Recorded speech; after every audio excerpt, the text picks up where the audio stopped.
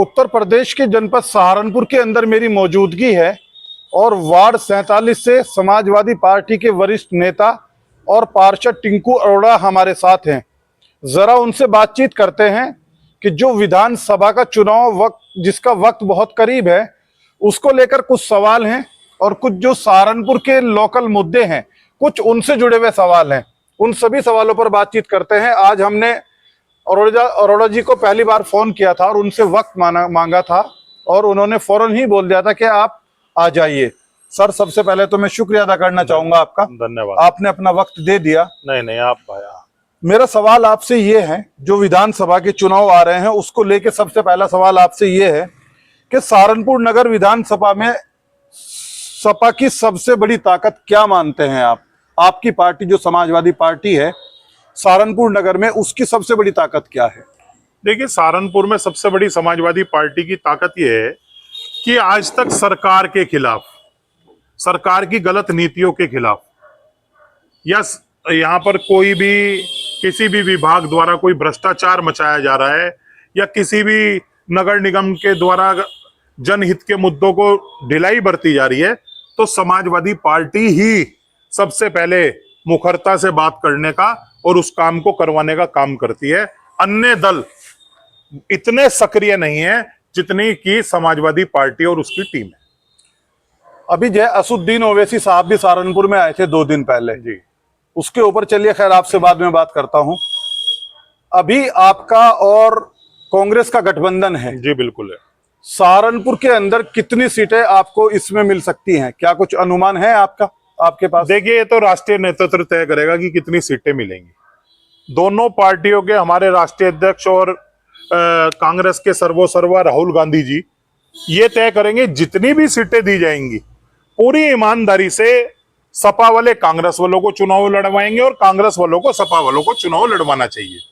अभी 2024 में गठबंधन के प्रत्याशी आदरणीय इमरान मसूद साहब ने चुनाव लड़ा। हमारी पार्टी के राष्ट्रीय अध्यक्ष आदरणीय अखिलेश यादव जी का सख्त निर्देश था सभी नेताओं को कि पूर्ण रूप से आप गठबंधन प्रत्याशी के लिए काम कीजिए, और सबने पूरी मेहनत से काम करा। सहारनपुर नगर में मैं अपनी पूरी टीम के साथ लगा हुआ था और हमने पूरी मेहनत और ईमानदारी से काम करा, जिसका नतीजा यह आया कि वो भारी संख्या में सहारनपुर से जीत कर भी गए और उन्होंने जीत भी दर्ज की। इमरान मसूद का आपने जिक्र किया है, सवाल मेरी लिस्ट में उनका भी है, लेकिन अभी आगे बातचीत करेंगे उस पर भी। एक सवाल ये है कि गठबंधन के अंदर जितनी सीटें आपको मिलती हैं सहारनपुर के अंदर, उन सीटों पर आप किस तरह का प्रदर्शन मानते हैं? समाजवादी का कैसा प्रदर्शन रहेगा और क्या दावा आप करते हैं? बहुत अच्छा प्रदर्शन रहेगा, बहुत अच्छा प्रदर्शन रहेगा। जनता मौजूदा सरकार से त्रस्त है और उत्तर प्रदेश में अगर कोई मुकाबला कर रहा है तो वो मुख्य धारा में समाजवादी पार्टी है और समाजवादी पार्टी के इंडिया गठबंधन को साथ लेकर चलने का काम कर रही है। हमारे किसी नेता ने भी कभी भी इंडिया गठबंधन के लिए ना कोई अपशब्द कहे हैं और ना कभी उसे तोड़ने की बात कही है। हम इंडिया गठबंधन को मजबूती से साथ लेकर 7 सीटों पर लड़ेंगे।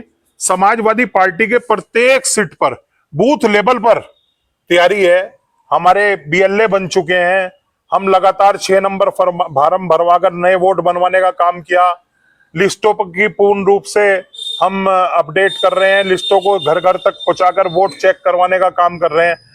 और किसी भी तरीके से समाजवादी पार्टी किसी भी सीट पर कमजोर नहीं है, बड़ी मजबूती से चुनाव लड़ने का काम करेगी। यही सवाल इमरान मसूद भी जब उनसे पूछा जाता है, इसी का जवाब इमरान मसूद देते हैं। इमरान मसूद कहते हैं कि सहारनपुर के अंदर हम सबसे ज्यादा मजबूत हैं और किसी तरह का कोई भी कॉम्प्रोमाइज नहीं करेंगे।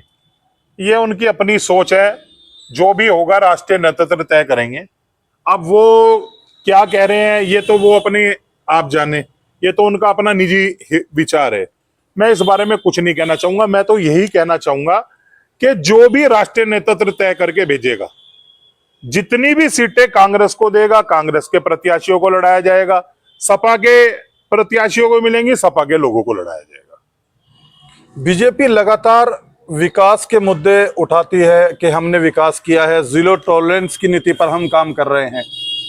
समाजवादी पार्टी के पास, जनता के पास जाते हुए क्या कुछ रहेगा? क्या आप लोग जनता को परोसने वाले हैं? समाजवादी पार्टी के राष्ट्रीय अध्यक्ष एक विजनरी लीडर है। उनकी सोच युवाओं को शिक्षा देने की है, उनकी सोच महंगाई को कम करने की है, उनकी सोच यह है कि मैं अच्छी से अच्छी शिक्षा और सस्ती शिक्षा बच्चों को, युवाओं को दे सकूं, जिससे वो आगे आने वाले समय में देश के लिए काम कर सके, तरक्की हो सके उनकी। बच्चों को लैपटॉप वितरण करने की उनकी सोच है कि बच्चों को शिक्षा के आयाम मिलेंगे, बच्चे तरक्की करेंगे। कन्या विद्याधन बांटने की, महिलाओं को पेंशन देने की, प्रत्येक घर में 300 यूनिट बिजली फ्री देने की। आदरणीय राष्ट्रीय अध्यक्ष जी एक विजनरी लीडर है, और भारतीय जनता पार्टी का जो विकास है वो विनाश के रूप में देखने का काम हो रहा है। आप किसी भी सड़क पे चले जाइए, यहां से दिल्ली तक आने जाने के 1300 रुपए टोल टैक्स है। 1300 रुपए में आना जाना, गरीब आदमी उस पर गाड़ी नहीं लेके जा सकता। सिर्फ ये पूंजीपतियों की सरकार है। मिडिल क्लास इसमें खत्म होता जा रहा है, गरीब गरीब होता जा रहा है, आम आदमी महंगाई से मर रहा है, युवाओं को रोजगार नहीं है, छात्र छात्रा पेपर लीक से परेशान है। दूसरा सबसे बड़ा इनके पास जो नफरत का एजेंडा है, उससे आए दिन देश और प्रदेश का माहौल खराब करने का काम। चलिए, अगला सवाल मेरा आपसे ये है कि पीडीए का जो मुद्दा है सहारनपुर के अंदर कितना असर डाल रहा है, क्योंकि मैं देख रहा हूं लगातार आप भी एक्टिव रहते हैं, जनता के बीच रहते हैं, तो किस तरह का इफेक्ट आपको इसका नजर आ रहा है? जो आप पीडीए का बहुत बड़ा इफेक्ट है। पीडीए का इफेक्ट ही तो है कि हम 43 सीटें पूरे उत्तर प्रदेश में जीते। लगभग 15 से 16 सीटों पे तो हमें धोखे से हराया गया, नहीं तो 60 प्लस सीटें जीतने का काम पूरे उत्तर लोकसभा में कह रहे हैं। लोकसभा में कह रहा हूं, आने वाले विधानसभा में भी वही चलेगा, क्योंकि जनता प्रताड़ित हो चुकी है। इन्होंने आज के समय में सबसे ज्यादा हमारे मुस्लिम भाई, मैं खुद सिख समाज का हूं, सिख समाज के लोग, पिछड़े, दलित, महिला वर्ग सबसे ज्यादा परेशान है इस सरकार में। और ये सब वोट के रूप में 2027 में समाजवादी पार्टी को मिलने का काम होगा। यही पीढ़ी है जो पीड़ित है, जो दुखी है, जो अपमानित है, वो सब एकत्र होकर इस नफरती सरकार को हटाने का काम करेंगे। आपने कहा भाजपा सरकार का ये एजेंडा है। बाराबंकी में उत्तर प्रदेश के मुख्यमंत्री योगी आदित्यनाथ थे, एक रैली को संबोधित कर रहे थे, और जो उन्होंने कहा है एज इट इज वही मैं आपको बता रहा हूं। मुख्यमंत्री ने उस रैली में संबोधित करते हुए जनता को कहा है कि कांग्रेस और समाजवादी पार्टी ये विरासत की विरोधी हैं और विकास के भी दुर्विरोधी हैं। इसके अलावा उन्होंने आगे कहा है कि इनसे इनका कोई लेना देना नहीं है, आपका और कांग्रेस का। इसके आगे उन्होंने कहा है कि ये गांव के विरोधी हैं, गरीबों के विरोधी हैं, किसान के विरोधी हैं। इसके अलावा उन्होंने कहा है और महिलाओं को लेकर जन्मजात के विरोधी हैं। अब आप क्या कहेंगे? उत्तर प्रदेश के मुख्यमंत्री योगी आदित्यनाथ बोल रहे हैं आपके और कांग्रेस के बारे में। देखिए, योगी आदित्यनाथ जी ने आज तक शिक्षा पे कोई बात नहीं करी, महंगाई पर कोई बात नहीं करी, स्वास्थ्य सेवाओं पर कोई बात नहीं करी। वो जब भी बात करते हैं जनता को गुमराह करने की बात कर रहे हैं। महिलाओं का आरक्षण छीनने का काम कौन कर रहा है? 33% आरक्षण 2023 में बिल आया था, पास हो चुका है, पास हो चुका बिल। आप उसे बार बार जनता की भावनाओं से खिलवाड़ करके डिलिमिटेशन बिल पास करवाना चाहते हो। उसे विपक्ष कैसे होने देगा? आपकी मनचाहे डिलिमिटेशन कैसे करने देगा? महिलाओं को आरक्षण इसी 2027 के चुनाव से ही देने का काम किया जाए। महिला विरोधी ये लोग हैं, इनके यहां कुलदीप सेंगर जैसे लोग हैं जो महिलाओं को अपमानित और बेइज्जत करने का काम करते हैं। आए दिन आप देखेंगे कई घटनाओं में भाजपा के लोगों के नाम आते हैं। ये इनके पास सिर्फ और सिर्फ नफरत आधार है, इनके पास जनता के हितों के लिए, जनता के मुद्दों पर कोई बात नहीं है। चलिए, अगला सवाल है मेरा, जिसको इमरान मसूद साहब भी कहते हैं, सांसद हैं सहारनपुर लोकसभा से। अखिलेश यादव मुसलमानों के मुद्दे पर क्यों खामोश हैं? उसी चीज को सांसद इमरान मसूद भी कहते हैं। इमरान मसूद कहते हैं कि सिर्फ हमारे नेता राहुल गांधी बोलते हैं, बाकी और सब खामोश हैं। तो अखिलेश यादव मुसलमानों के मुद्दे पर, चाहे वो कहीं मुसलमानों के, आप सब कुछ जानते हैं हालात क्या है, जितने भी मुद्दे हैं उन मुद्दों पर क्यों खामोशी इख्तियार करके रखे हैं अखिलेश यादव? उन्हें ही नहीं सुनाई देता होगा कि अखिलेश यादव जी नहीं बोलते। हमें तो हर मुद्दे पर समाजवादी पार्टी खड़ी दिखाई दी है, चाहे संभल का मुद्दा हो, चाहे अब जोहर यूनिवर्सिटी का मुद्दा हो, हर मुद्दे पर खड़ी दिखी है। जबकि कांग्रेस पार्टी आपको कहीं नहीं खड़ी दिखेगी। मुख्य धारा में कांग्रेस पार्टी हिमाचल में और उत्तराखंड में है। कितनी बुरी तरह से मुस्लिम भाइयों के साथ अत्याचार हो रहा है, कांग्रेस के लोग वहां बोल ही नहीं रहे। हिमाचल में तो नमाज तक नहीं पढ़ी जा रही।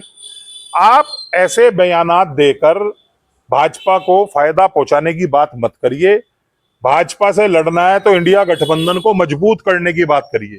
आप भी इंडिया गठबंधन से ही जीत कर आए हैं और उसे जितवाने में समाजवादी पार्टी के प्रत्येक नेता ने पूर्ण रूप से आपके लिए काम किया है।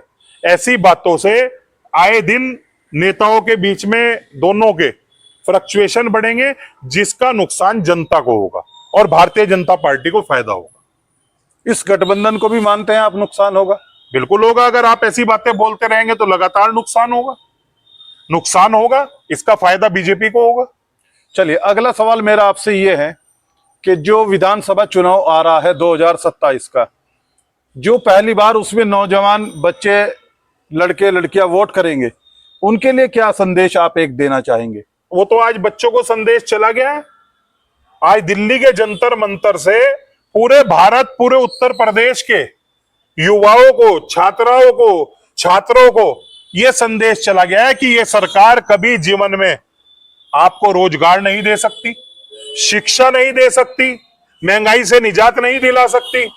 यह सरकार, अगर आप हक की बात करोगे, लोकतंत्र की बात करोगे, तो यह आपको डंडा और आंसू गैस के गोले देने का काम कर सकती है। क्यों नहीं धर्मेंद्र प्रधान का इस्तीफा दिया जा रहा?